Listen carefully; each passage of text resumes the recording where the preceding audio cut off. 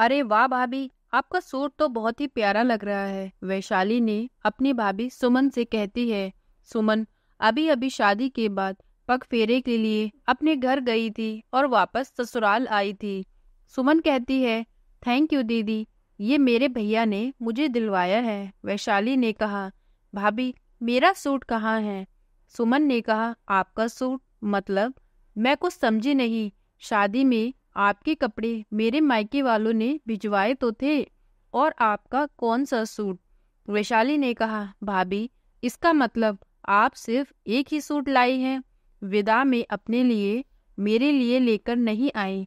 सुमन कहती है, दीदी मैं कुछ समझ नहीं पा रही, प्लीज आप मुझे अच्छे से समझाएं, आप क्या कहना चाहती हैं? तभी सुमन को तीखी नजरों से देखते हुए उसकी सासू माँ सावित्री देवी कहती हैं, वैशाली का मतलब ये है कि वैशाली की बड़ी भाभी जब भी अपने मायके से कभी विदा होकर आती है तो हमेशा जो भी उसे विदा में मिलता है, चाहे वे कोई कपड़ा हो या कोई भी घर का सामान, हर चीज डबल मिलती है। एक उसके खुद के लिए और दूसरी मेरी बेटी वैशाली के लिए। बस यही वह तुमसे पूछ रही थी। सुमन ने कहा, अच्छा अब समझी मैं सोच रही थी कि आपका कौन सा सूट भला। तभी सुमन कहती है, मेरे मायके वाले भला आपके लिए हर बार सूट क्यों देंगे? उनकी बेटी मैं हूँ, वह तो मुझे ही देंगे समय समय पर आपके लिए जब घर में सबके कपड़े आएंगे तभी दीदी के कपड़े भी आएंगे, पर हर बार तो उनके कपड़े भला वे क्यों देने लगे? आपको जो भी चाहिए वे हम लोग यानी कि आपके मायके वाले दिलवाएंगे। वैशाली ने कहा, देखो ना माँ कैसे पट पट बोल रही है। बड़ी भाभी ने तो आज तक एक बात भी नहीं बोली। इसको आए अभी 4 दिन हुए हैं और 4 दिन में ही इसकी जुबान कितनी खुल गई है। सुमन उस वक्त ज्यादा कुछ नहीं बोली, बस इतनी बात थी। फिर वह अपने कमरे में चली गई। तभी उसकी जेठानी खाना देने उसके कमरे में जाती है तो वह अपनी जेठानी को हाथ पकड़कर अपने पास बिठा लेती है और पूछती है, दीदी आखिर ये सब क्या माजरा है? माँ जी क्या कह रही थी कि आप अपने घर से हमेशा डबल विदाई लेकर आती हैं। तभी उसकी जेठानी कहती है, अरे सुमन क्या बताऊं, मैं तो इन लोगों से परेशान हूँ, लेकिन कर भी क्या सकती हूँ।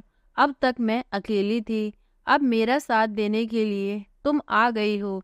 जब से मेरी शादी हुई है तब से ये ड्रामा चलता आ रहा है। जब मैं शादी के बाद पहली बार घर से आई थी तो मेरी माँ ने मुझे विदा में एक साड़ी दी थी, और मैं यहाँ आई तो इन लोगों ने मुझसे भी पूछा कि मेरी बेटी की विदाई कहाँ है। तब मैं भी इससे यही सवाल किया था कि बेटी की विदाई का मतलब मेरे माँ बाप ने तो मुझे एक ही साड़ी दी है। तब इन्होंने कहा कि जब भी तुम अपने मायके से आओ और वहाँ से हमेशा विदाई में जो भी चीज़ तुम्हें मिले उसे डबल ही लेकर आना। अगली बार ऐसा ही हुआ। मैं अपने मायके गई तो वहाँ से मैं 2 सूट लेकर आई। एक सूट मैंने दीदी को दे दिया। मैंने कहा, दीदी ये सूट 1200 रुपये का है। सासू माँ ने कहा, हमें क्यों बता रही हो, कितने का भी हो? मैंने कहा, माँ जी मेरे मायके वाले तो विदाई मुझे ही देंगे, दीदी को क्यों देंगे? उनके सूट के पैसे तो मुझे उन्हें देने ही पड़ेंगे। तो माँ जी ने कहा, मुझसे क्यों देने पड़ेंगे? वह तो तेरी ननद है, तुम्हें देने से तुम्हारे माता पिता का दान जितना लगेगा तुम्हारी ननद को देने से उनका दान उतना ही बड़ा हो जाएगा। इसमें पैसे देने की कोई बात नहीं है।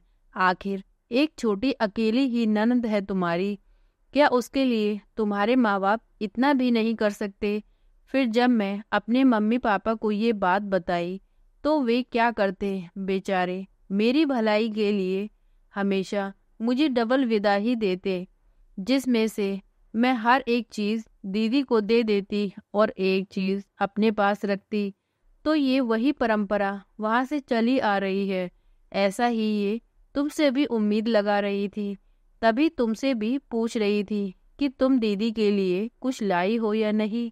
तो सुमन बोलती है, अच्छा अब मुझे ये पूरा माजरा समझ आया कि आखिर ये सब चल क्या रहा है। सुमन कहती है, आप चिंता मत करो दीदी, अब तक जो होता रहा है आगे वैसा कुछ भी नहीं होगा। आप बस देखते रहिए। शादी के सभी काम खत्म हो गए थे। तभी वैशाली के ससुराल से भी उसका बुलावा आ जाता है। छोटी बहू कहती है, अरे दीदी आपकी पैकिंग हो गई क्या? चलिए मम्मी से कहकर आपने विदा में जो सबसे महंगी साड़ी ली है ऐसी ही 2 साड़ी और मंगवा लीजिए। वैशाली ने कहा, भाभी किसके लिए? वह बोली, क्यों, आपकी भी तो 2 ननदें हैं। जैसे आप हमसे कहती हैं कि हम अपने मायके से विदाई में जो भी सामान लाएं वह डबल लेकर आएं, ऐसे ही आपको भी तो हर सामान 3 जगह ले जाना चाहिए, क्योंकि आपकी तो 2 ननद हैं, एक आपके लिए और एक एक उनके लिए। वैशाली तुरंत बोल पड़ी, ऐसे थोड़ी ना होता है, मेरे मायके वालों पर फालतू पैसे थोड़े ही ना हैं, वह अपनी विदा मुझे देंगे या उन लोगों को देंगे। तभी सुमन कहती है, अरे वाह दीदी, आप तो बहुत होशियार निकली। जब बात अपने मायके की आई तो आपको ये सब चीजें समझ आईं, और जब बात हमारे ऊपर थी तब आपने ये समझने की कभी कोशिश नहीं की कि हमारे मायके वालों पर इतना पैसा कहाँ से आया कि वे जो महंगी से महंगी चीज़ अपनी बेटी को देंगे वही चीज़ आपके लिए भी दे। पहले तो आपने कभी इस तरह की बात नहीं की। आज जब अपने ऊपर बात आई तो आपको अपने मायके वालों का बड़ा दर्द आ रहा है, और हम लोगों के मायके वालों का कभी कोई दर्द नहीं आता। तभी वैशाली की नज़र शर्म से नीचे झुक गई।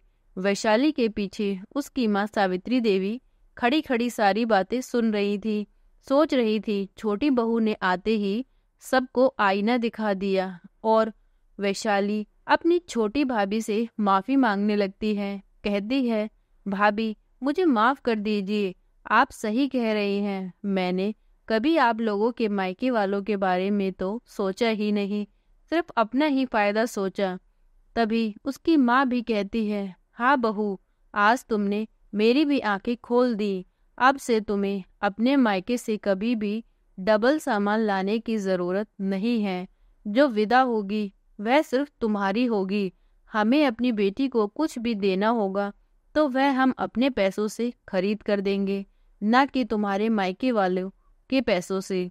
और इस तरीके से छोटी बहू अपनी बातों से सास और ननद दोनों की अकल ठिकाने लगा देती है। और फिर सावित्री देवी कभी अपनी बहू से अपनी मायके से अपनी बेटी के लिए कुछ भी सामान लाने को मना कर देती हैं।